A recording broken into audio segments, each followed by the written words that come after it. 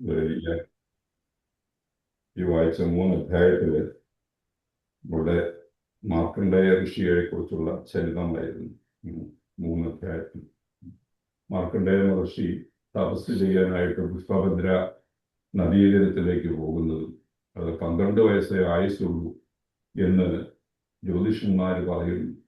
അപ്പോൾ തന്നെ അന്തകാന്തകൻ മഹാദേവൻ വന്ന് രക്ഷിച്ചു ആ തൃപ്പങ്കോട്ടപ്പന്റെ ഭക്തി മുഴുകി 12 വർഷവും ജീവിച്ച് അതിനുശേഷമാണ് അന്തകാന്തകനെ പോലും പരാജയപ്പെടുത്തി, മൃത്യുവിനെ പോലും പരാജയപ്പെടുത്തി മഹാദേവന്റെ കാരുണ്യം കൊണ്ട് അവിടെ നിന്നും മാർക്കണ്ഡേയ മഹർഷി 12 വയസ്സുള്ള ബാലൻ അവിടെ നിന്നും നേരെ ഹിമാലയത്തിന്റെ താഴ്വരയിലേക്ക് നടന്ന് അവിടെ പുഷ്പഭദ്ര നദീതീരത്ത് ഒരാശ്രമം കെട്ടി അവിടെ തീവ്രമായ തപസ്സനുഷ്ഠിച്ചു. എത്രമാത്രം തപസ്സനുഷ്ഠിച്ചു എന്ന് വെച്ചാൽ ഇവിടെ പറയുന്നത് യുഗങ്ങളോളം അനുഷ്ഠിച്ചു. വളരെ വളരെ വർഷങ്ങൾ, വളരെ വളരെ കാലങ്ങൾ മാർക്കണ്ഡേയ മഹർഷി തീവ്ര തപശ്ചര്യയിലും ഭക്തിയിലും മുഴുകി ഇങ്ങനെ വർഷങ്ങൾ കഴിച്ചു കൂട്ടി.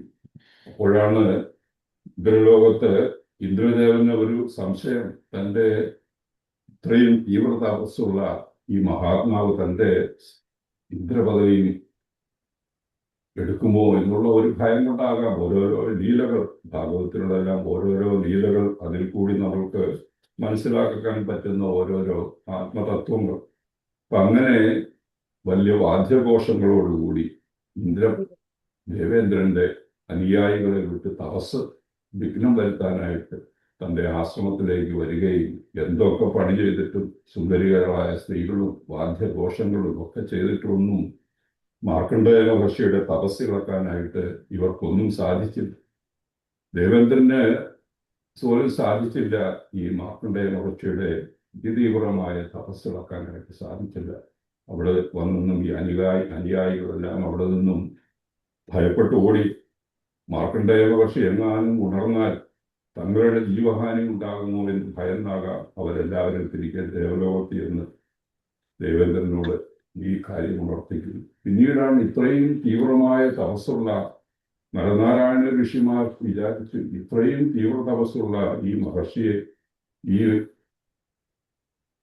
മാർക്കണ്ഡേയനെ ഒന്ന് ദർശിക്കാം, അദ്ദേഹത്തെ അനുഗ്രഹിക്കാം എന്നുള്ള താല്പര്യത്തോടുകൂടി നരനാരായണ ഋഷിമാർ പുഷ്പഭദ്ര തീരത്തുള്ള തൻ്റെ ആശ്രമത്തിൽ വരികയും അദ്ദേഹത്തെ നരനാരായണ ഋഷിമാരെ സ്തുതിക്കുന്ന ആ സ്തുതികളൊക്കെയാണ് നമ്മൾ ആദ്യം വായിച്ചത്. സാക്ഷാൽ ഭഗവാൻ തന്നെ നരനാരായണന്മാരായിട്ട് അവതാരമെടുത്ത് ലോകത്തെ സംരക്ഷിക്കാനും അനുഗ്രഹിക്കാനും വേണ്ടി നരനാരായണ ഋഷിമാർ അങ്ങനെ ആ സ്തുതിയിൽ സംപ്രീതനായി ഭഗവാൻ ചോദിക്കും, എന്താണ് എനിക്ക് വരം വേണ്ടത്? എനിക്ക് പ്രത്യേകിച്ചൊന്നും ഒരു വരവും വേണ്ട, പക്ഷേ എനിക്ക് മായയെ ദർശിച്ചാൽ കൊള്ളാം. ഞാൻ മായ എന്താണെന്ന് ഇതുവരെ അറിഞ്ഞിട്ടില്ല. മായ ഭഗവാന്റെ തന്നെ മായ, ദൈവീഹി യേശ ഗുണമയി മമ മായാഗുരത്യയ അല്ലെ. അങ്ങനെ ഈ മായയെ കടക്കാൻ സംസാരത്തിലുള്ളവർക്ക് വലിയ ബുദ്ധിമുട്ടാണ് എന്ന് ഞാൻ അറിയുന്നു. അങ്ങനെയുള്ള എന്താണ് ഈ മായ, അതിനെ ഒന്ന് അനുഭവിച്ചാൽ കൊള്ളാം എന്ന് ഭഗവാനോട് നരനാരായണ ഋഷിമാരോട് മാർക്കണ്ഡേയ മഹർഷി പറയുകയും അങ്ങനെ ആവട്ടെ എന്ന് പറഞ്ഞ അനുഗ്രഹം കൊടുത്ത് അവരവിടെ നിന്നും തിരികെ അവർ പോവുകയും ചെയ്യുന്നു, ബദരിയിലേക്ക് പോവുകയും ചെയ്യുന്നു. പിന്നെ ഇദ്ദേഹം ആശ്രമത്തിൽ സാധാരണയുള്ള പൂജാതി കർമ്മങ്ങളിലും തപസ്സിലുമൊക്കെ അനുഷ്ഠിച്ച് ഇങ്ങനെ ദിവസങ്ങൾ കഴിച്ചു കൂട്ടുമ്പോഴാണ് പെട്ടെന്ന് ആശ്രമത്തിൽ മുഴുവൻ പ്രളയം, മഹാപേമാരിയും കൊടുങ്കാറ്റും അതേപോലെ ഇടിമിന്നലോടുകൂടി പ്രളയം വന്ന് തൻ്റെ ആശ്രമവും എല്ലാം ഇനിയിപ്പം കടലേത് കരയേത് എന്നൊന്നും അറിയാൻ വയ്യാത്ത ഒരു സ്ഥിതിയായി എല്ലാം കരകളെയെല്ലാം തൻ്റെ ആശ്രമത്തെയും മുഴുവനും കീഴടക്കി എല്ലായിടവും ഈ സമുദ്രം മാത്രം അങ്ങനെ കണ്ട് ആ സമുദ്രത്തിൽ തൻ്റെ ജീവന് വേണ്ടി മാർക്കണ്ഡേയ മഹർഷി അങ്ങേയറ്റം പരിശ്രമിച്ച് എവിടെയെങ്കിലും നിന്ന് രക്ഷപ്പെടാൻ നീന്തി തുടിച്ച് അവിടെ എല്ലാം ഒരു തുരുമ്പെങ്കിലും കെട്ടിയാൽ പിടിച്ചു നിർത്തി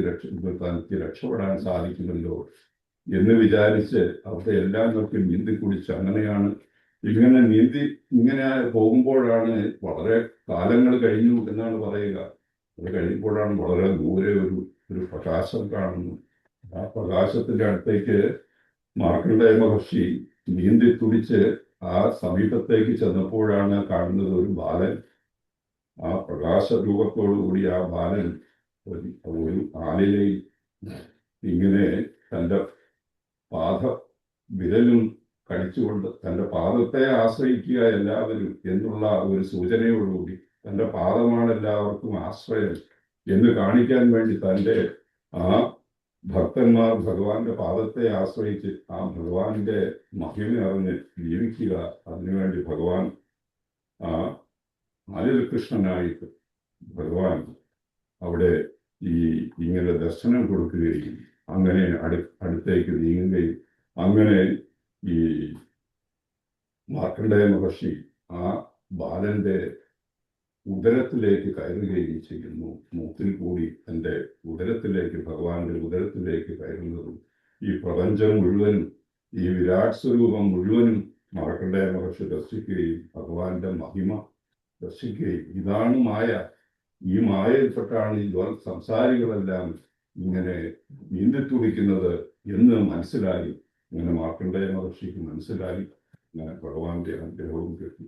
ആ ഭഗവാൻ എങ്ങനെയുള്ള ഭഗവാനാണ്? കരാരവിന്ദേന പദാരവിന്ദം മുഖാരവിന്ദേ വിനിവേശയന്തം വടസ്യ പത്രസ്യ കുടേശയാൻ ബാലം മുകുന്ദം മനസാ സ്മരാമി.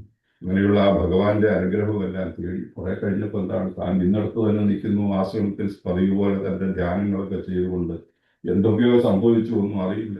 ഇതെല്ലാം വെറും ഭഗവാന്റെ മായയായിരുന്നു എന്ന് മാർക്കണ്ഡേയ മഹർഷിക്ക് മനസ്സിലാവുകയും തൻ്റെ ആ ഇനിയും എനിക്കൊരു വരം വേണ്ട എന്ന് താൻ പൂർണ്ണമായിട്ടും തീരുമാനിച്ച്, എന്ത് വരം കേൾക്കാനാണല്ലേ ഭഗവാനെ ദർശിച്ച ആ മഹാത്മാവിന് ഇനി എന്ത് വരമാണ് ആവശ്യം?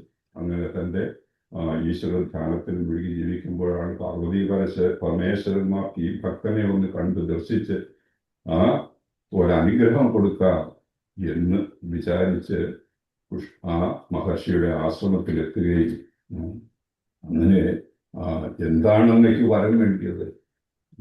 എന്താണെന്നേക്ക് വരം വേണ്ടിയത്? അങ്ങേ കണ്ടത് തന്നെ പാർവതി പരമേശ്വരന്മാരും പാർവതിയുമായാലും വിഷ്ണുവായാലും കൃഷ്ണനായാലും ഒരു വ്യത്യാസവുമില്ല. അങ്ങയെ കണ്ടത് തന്നെ, നിങ്ങളെ കണ്ടത് തന്നെ എൻ്റെ മഹാഭാഗ്യം, എൻ്റെ പുണ്യം, എൻ്റെ ജീവിതം സഫലമായി എന്ന് പറയുകയും എങ്കിലും അങ്ങേക്ക് അവിടുന്ന് വരം തരണമെങ്കിൽ എന്ത് വേണം? വരമേകം പ്രണീതാപി പൂർണ്ണ കാമാഭിവർഷന. ഭഗവാനിലുള്ള ഭക്തി എനിക്ക് നിരന്തരം ഉണ്ടാകണം. ഭഗവത് അച്യുതാഭക്തി തത്പരേഷു തഥാ ത്വയി. അങ്ങയിലുമുള്ള ഭക്തി എനിക്ക് അടിക്കടി വർദ്ധിച്ചുകൊണ്ട് വരണം. ഭഗവാനിലുള്ള ഭക്തി എനിക്കുണ്ടാകണം. ആ ഒരു വരം മാത്രം മതി എനിക്ക് എന്ന് പറഞ്ഞ് അങ്ങനെ പാർവതി പരമേശ്വരന്മാർ കൂടുതൽ അനുഗ്രഹങ്ങളൊക്കെ കൊടുക്കുകയും പുരാണങ്ങളുടെയൊക്കെ ആചാര്യനായിട്ട് അറിയപ്പെടുന്നു. അതെ, ചിരഞ്ജീവിയായിട്ടിരിക്കുന്നു. ഇങ്ങനെയൊക്കെ ഭവിക്കട്ടെ എന്നൊക്കെയുള്ള അനുഗ്രഹങ്ങളെല്ലാം കൊടുത്ത് അവിടെ നിന്ന് പാർവതി പരമേശ്വരന്മാർ അവിടെ നിന്ന് പോവുകയും ചെയ്യുന്ന കഥയാണ് ഈ മാർക്കണ്ഡേയ ചരിതം 3 അധ്യായങ്ങളിലായിട്ട് 12ാമത്തെ സ്കന്ധത്തിൽ വർണ്ണിക്കുന്നത്. വളരെ മഹത്തായ കഥ. മാർക്കണ്ഡേയ മഹർഷി തന്റെ തൃപ്പങ്കോട് നിന്നുമാണ് പുഷ്പഭദ്രാനദിയിൽ അവിടത്തേക്ക് ആശ്രമത്തിലേക്ക് പോകുന്നത് എന്നൊക്കെ നമ്മൾ മറ്റു പുരാണങ്ങളിൽ കാണാം. നമുക്ക് ആ നമുക്ക് അച്യുതാഷ്ടകം ചൊല്ലാം. ഇത് കഴിഞ്ഞിട്ട് ഭാഗവത 12ാമത്തെ സ്കന്ധത്തിൽ ആയിട്ട്